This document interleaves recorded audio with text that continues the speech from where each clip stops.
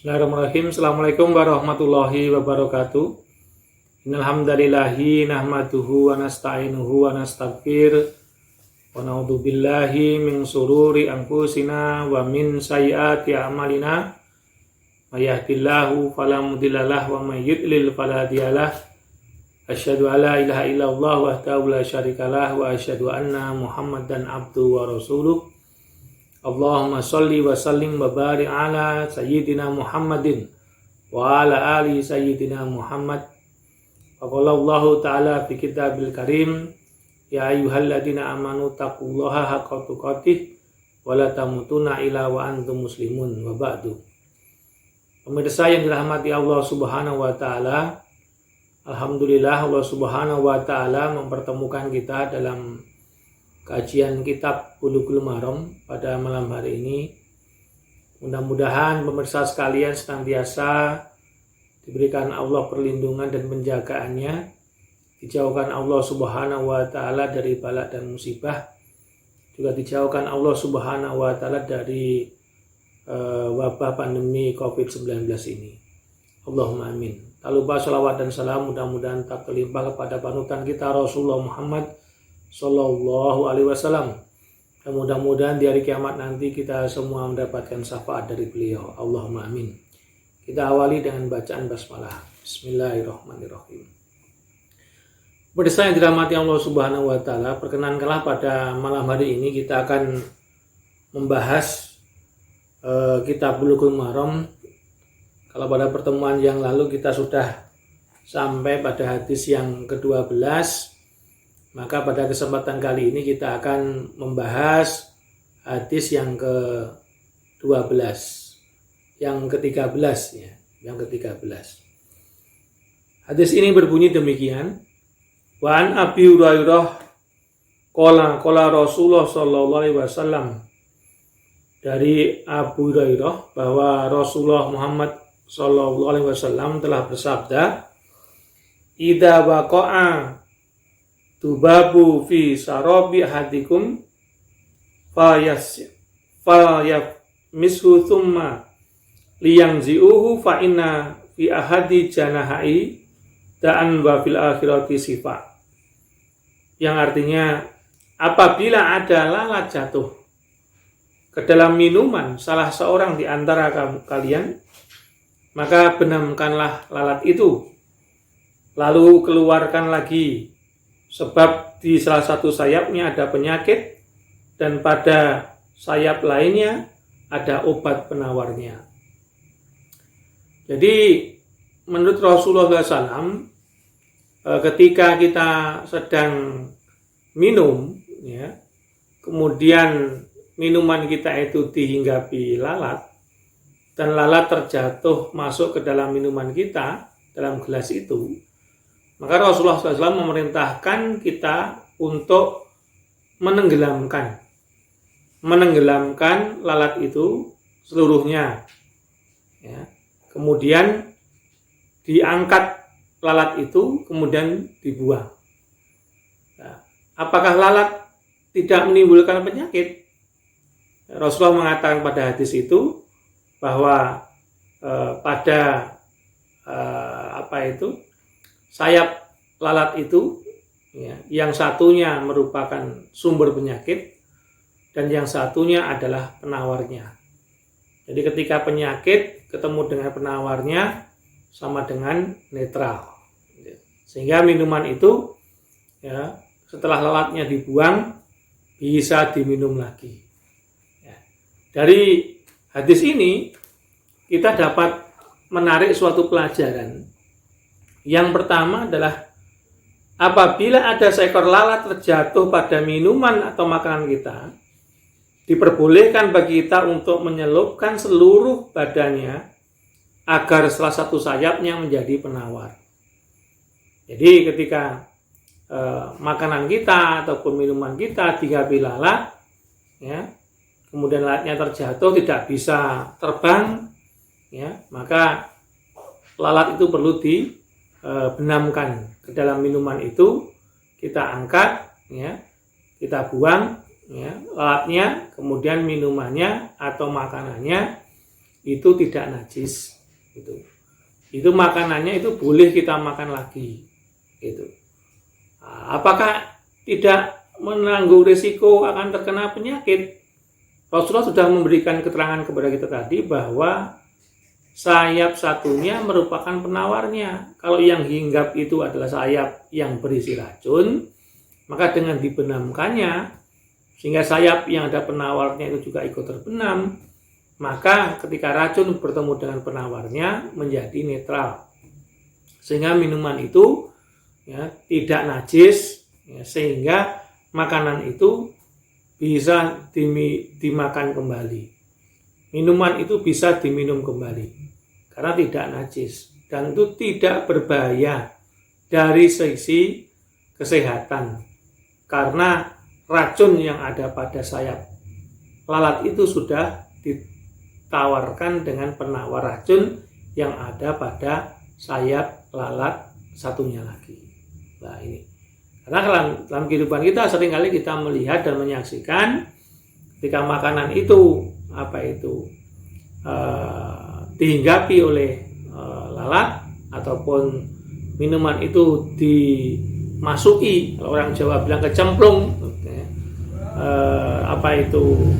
lalat, maka minumannya kita buang.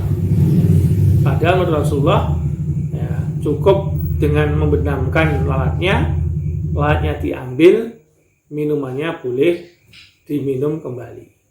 Nah, itu yang pertama. Kemudian yang kedua, bangkai lalat tidak menyebabkan air minum menjadi najis.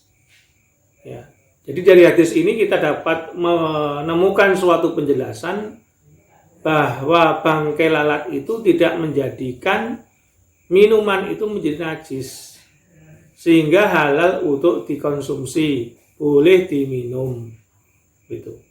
Lalu bagaimana kalau kita merasa jijik, Pak? Kalau kita merasa jijik ya ditinggalkan.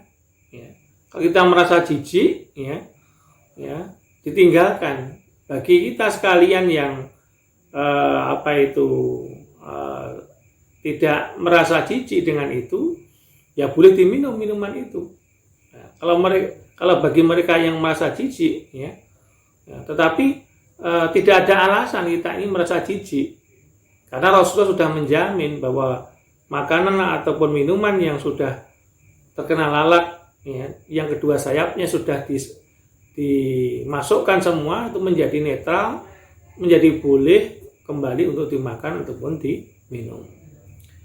Dan yang ketiga, dari hadis ini kita dapat menemukan suatu pelajaran bahwa mukjizat Nabi Muhammad SAW terkait dengan lalat itu, bahwa beliau menetapkan bahwa racun dan penawar itu ada pada sayap lalat itu. Yang satunya itu adalah merupakan racunnya, satunya itu adalah penawarnya. Dan hal ini dibuktikan penelitian kedokteran modern, bahwa melalui mikroskop terungkap bahwa pada sayap lalat yang sebelah kiri terdapat racun, sedangkan pada sayap yang kanannya itu terdapat penawarnya. Ini tentu Rasulullah SAW ketika menganjurkan ini, tentu Allah Subhanahu wa Ta'ala yang memberikan ilmu itu, karena pada zaman dulu belum ada ilmu kedokteran yang canggih. Dari mana Rasulullah SAW mendapatkan informasi yang akurat itu kecuali dari Allah Subhanahu wa Ta'ala. Ini yang mungkin perlu kita renungkan bersama. Kemudian hadis yang ke-14, wa an Abi Bakidil Nabi radhiyallahu anhu qala Nabi sallallahu alaihi wasallam kuti'a min bahimati wa hiya hayatun wa huwa mayitun, yang artinya dari Abu Waqid Al-Laitsi radhiyallahu anhu bahwa Nabi Muhammad sallallahu alaihi wasallam telah bersabda, bagian tubuh yang terputus dari binatang yang masih hidup dihukumi dengan bangkai. Itu diriwayatkan Imam Abu Dawud dan Imam Tirmizi. Jadi bagian tubuh yang terputus dari binatang yang masih hidup itu adalah merupakan bangkai, sehingga hukumnya adalah najis. Nah, ini dijumpai Rasulullah ketika Rasulullah Muhammad SAW itu tiba di Madinah. Maka banyak penduduk Madinah itu yang memotong bagian dari bokong binatang atau punuk unta, dijadikan lemaknya dijadikan untuk penerangan. Bahkan ada yang dijadikan untuk campuran makanan. Itu. Maka melihat peristiwa itu, Rasulullah SAW tidak memperbolehkan. Ya, tidak memperbolehkan karena bagian tubuh yang terputus ya, dari hewan yang masih hidup itu merupakan bangkai dan itu merupakan najis, sehingga tidak dapat digunakan untuk keperluan yang menyangkut kebutuhan-kebutuhan manusia. Apakah untuk pencampuran makanan ataukah untuk penerangan.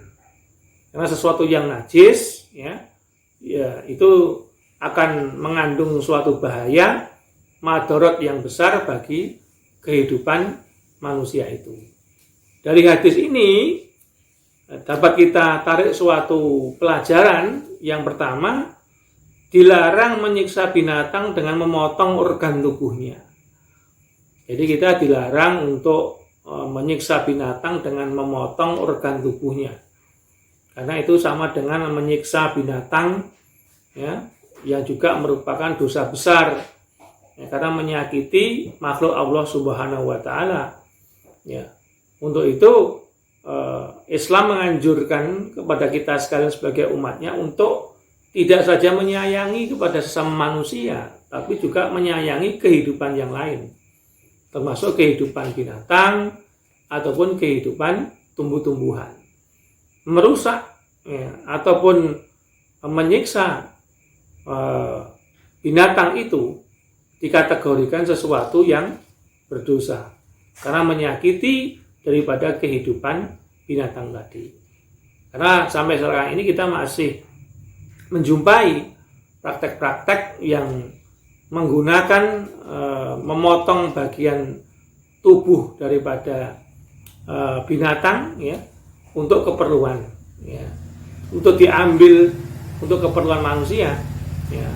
Padahal apa yang diambil dari binatang yang sudah masih hidup itu dihukumi dengan najis ataupun bangkai. Lalu bagaimana Pak dengan contohnya domba ya? Sekarang ini kan ada suatu tekstil yang bahan dasarnya adalah bulu domba. Lalu kita mengambil bagian bulu domba itu ya, kemudian kita jual ya, apakah itu boleh ya? Kalau itu tidak merupakan bagian tubuh ya, tidak bagian tubuh, dan pada waktu yang akan berikutnya itu bisa tumbuh kembali normal sebagaimana sedia kala, maka itu tidak jadi mengapa. Sehingga pengambilan bulu domba untuk keperluan tekstil dengan tidak menyakiti hewan domba itu diperbolehkan ya, diperbolehkan itu. Sehingga jual beli yang terkait dengan bulu ya, domba itu tentu ini hal yang muamalah, dan muamalah itu hukumnya adalah mubah. Maka jual beli daripada bulu domba itu tentu hukumnya adalah halal, diperbolehkan. Ini. Kemudian yang kedua, hukum potongan tubuh organ yang dipotong dari binatang yang masih hidup adalah haram, baik itu dimakan atau maupun untuk dimanfaatkan. Jadi sangat jelas sekali dari hadis itu bahwa hukum potongan tubuh dari organ yang dipotong dari binatang yang masih hidup, apakah itu untuk dimakan ataukah itu untuk diambil manfaatnya, itu tidak boleh, karena itu menyiksa dari binatang itu. Nah, ini. Kemudian yang ketiga, pelajaran yang kita peroleh dari hadis tadi, bahwa hukum potongan organ yang terpotong dari binatang yang masih hidup adalah bangkai. Jadi seandainya tadi di Arab itu ada orang yang memotong punuk unta, ya, kemudian punuk untanya ini dimanfaatkan untuk percampuran makanan atau untuk penerangan. Maka memanfaatkan potongan punuk unta yang berisi lemak itu hukumnya haram, ya, karena itu potongan dari binatang yang masih hidup itu hukumnya adalah haram, karena itu merupakan bangkai dan setiap bangkai adalah najis, ya, karena menimbulkan madorot bagi kita sekalian. Kemudian apa itu jamaah sekalian berbahagia, ya, untuk hadis berikutnya ada terkait dengan pembahasan wadah, ya, wadah atau tempat atau dalam bahasa lain bejana, ya. Di sini Rasulullah Muhammad SAW telah bersabda kepada kita, an Hudzaifah ibni Yaman radhiyallahu an qala Rasulullah sallallahu alaihi wasallam la tasrabu fi aniyati dhahab wal fidah wala ta'kulu fi sihafihima fa innaha lahumu fid dunya wa lakum fil akhirah. Yang artinya dari Hudzaifah bin Yaman radhiyallahu anhu bahwa Rasulullah SAW bersabda, janganlah kamu minum dengan tempat air yang terbuat dari emas dan tempat air yang terbuat dari perak, dan jangan pula kamu makan dengan piring yang terbuat dari emas ataupun piring yang terbuat dari perak, karena semua itu adalah untuk orang-orang kafir di dunia, sedangkan kamu akan mendapatkannya di akhirat. Hadis riwayat Bukhari dan Muslim. Jadi Akhirnya rahmatullah, pemirsa sekalian dirahmati Allah Subhanahu wa taala. Dari hadis ini kita mendapatkan suatu penjelasan bahwa orang muslim itu di dunia, apakah itu laki-laki ataukah perempuan, itu tidak diperbolehkan minum dari gelas yang terbuat dari emas dan perak. Juga tidak diperbolehkan untuk makan dari piring yang terbuat dari emas dan perak. Mengapa larangan Allah itu sedemikian kuatnya kepada kita? Supaya kita tidak menyombongkan diri dengan menjadikan itu semua sebagai lifestyle atau gaya hidup. Ya. Karena kita menyaksikan hari ini ketika manusia itu mencintai dunia secara berlebih-lebihan, maka dia cenderung untuk menyombongkan diri di hadapan manusia. Ya. Dan perilaku makan ataupun minum dari tempat emas dan perak, ya, itu adalah merupakan kebiasaan orang-orang kafir, ya, yang tidak boleh umat Islam itu bertasabuh atau meniru. Itu cukuplah apa yang disabdakan Rasulullah SAW itu, ya, sebagai satu tuntunan kepada kita sekalian untuk berhati-hati untuk tidak mengikuti, ya, gaya hidup lifestyle-nya orang-orang kafir. Gitu. Karena bertasabuh atau mengikuti kebiasaan mereka itu, ya, adalah merupakan pertanda komitmen kita kepada Islam yang lemah. Itu.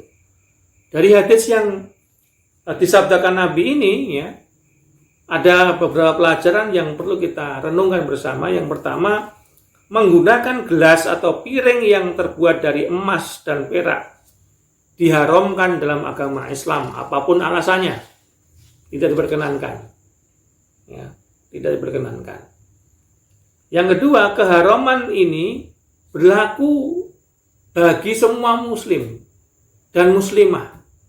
Artinya, kalau perhiasan itu boleh dikenakan oleh wanita, apakah anting-anting atau cincin atau gelang ataupun kalung boleh dipakai oleh wanita, Tetapi khusus pada saat makan dan minum, walaupun wanita diperkenankan untuk memakai perhiasan dari emas sekalipun, pada saat makan ataupun minum, dia tidak boleh menggunakan gelas yang terbuat dari emas atau perak, ya, atau piring yang terbuat dari emas atau perak pada saat dia makan.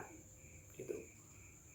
Ini pendidikan tarbiyah yang diberikan Rasulullah SAW agar umat Islam tidak menjadikan dunia sebagai suatu tujuan dengan cara berbangga-bangga, berlomba-lomba, pamer kekayaan, menjadikan dunia sebagai tujuan. Dan pada akhir hadis tadi dikatakan, sedangkan kamu akan mendapatkan di akhirat. Artinya kalau umat Islam ini bersabar untuk mengikuti petunjuk sunnah Rasulullah tadi, dengan menjauhi apa yang dilarang oleh Rasulullah kepada kita, maka Rasulullah menjanjikan kepada kita apa yang kita inginkan itu. Kita ingin minum di gelas emas, kita ingin makan di piring emas, di dunia ini kita tidak boleh melakukan, tapi insya Allah di akhirat nanti kita akan diperkenankan oleh Allah untuk memakainya. Itu. Pada hadis yang lain yang masih berkenaan dengan wadah ini, Nabi mengatakan wa'an Ummu Salamah radhiyallahu anha qala Rasulullah sallallahu alaihi wasallam alladhi yasrafu fi ina'il fi da'i inaha yajahjiru fi batnihi naro jahannam. Dari Ummu Salamah radhiyallahu anha bahwa Rasulullah SAW telah bersabda kepada kita sekalian, sungguhnya orang yang minum dengan tempat air dari perak, ya, sama halnya dengan memakan api neraka jahanam ke dalam perutnya. Hadis riwayat Imam Bukhari Muslim. Dari hadis ini sangat jelas sekali. Bahkan ada ancaman barang siapa yang tidak mau meninggalkan gaya hidup lifestyle yang penuh dengan kesombongan, di mana dia makan dari piring emas atau perak, minum dari gelas yang terbuat dari emas dan perak, ya, maka Allah Subhanahu wa Ta'ala akan memasukkan orang itu ke dalam neraka jahanam. Ya. Maka inilah pentingnya bagi orang Islam memiliki identitas tersendiri. Jangan suka latah meniru-niru kebiasaan orang-orang di luar agama Islam, ya, karena mereka semua itu, ya, jauh dari petunjuk. Itu.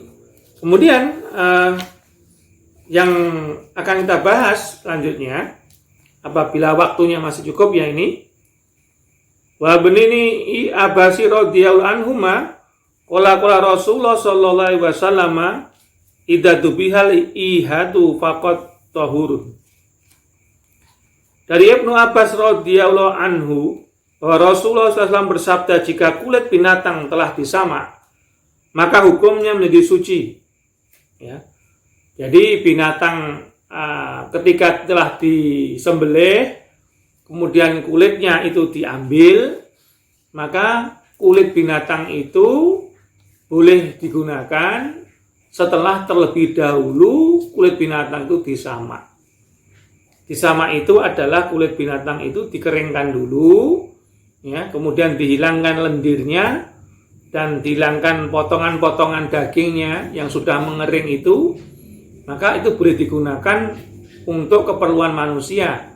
Bisa digunakan kalau sekarang ini, kalau dulu untuk tempayan, untuk sepatu, ya, untuk alas tidur, ya. Maka pada kesempatan kali ini sudah digunakan untuk sabuk, untuk tas dan sebagainya, itu boleh. Ya. Hanya saja, ya, yang tidak diperkenankan walaupun sudah disamak sekalipun itu adalah kulit babi dan kulit anjing, ya, karena keseluruhan daripada bagian tubuh kedua binatang itu, apakah itu babi ataupun anjing, apakah di saat dia itu masih hidup ataukah di saat dia sudah mati, itu masih ada najisnya. Sehingga orang muslim itu tidak diperbolehkan untuk menggunakan kulit anjing ataupun kulit babi sebagai sarana untuk dibuat berbagai macam wadah ataupun hiasan manusia. Tapi selain itu boleh, termasuk mungkin kulit ular, ya, ataupun kulit buaya, ya, kulit harimau, ya, ataupun kulit biawak, ya. Itu boleh digunakan kalau itu bisa dimanfaatkan untuk kepentingan manusia, dengan catatan bahwa kulit itu boleh dipakai untuk digunakan wadah ataupun digunakan untuk keperluan yang lain setelah disamak terlebih dahulu, dikeringkan, ya, sehingga lendirnya hilang, diambil potongan-potongan daging yang kecilnya itu bisa dimanfaatkan untuk keperluan manusia. Soalnya kalau kulit itu tidak disamak, dikeringkan dulu, masih ada lendirnya, dikhawatirkan itu menjadi tempat mikroba yang tidak baik bagi kesehatan manusia. Itulah para pemirsa sekalian yang dirahmati Allah Subhanahu wa taala, pembahasan Kitab Bulughul Maram, hadis yang ke-13 sampai hadis yang ke-16, ya.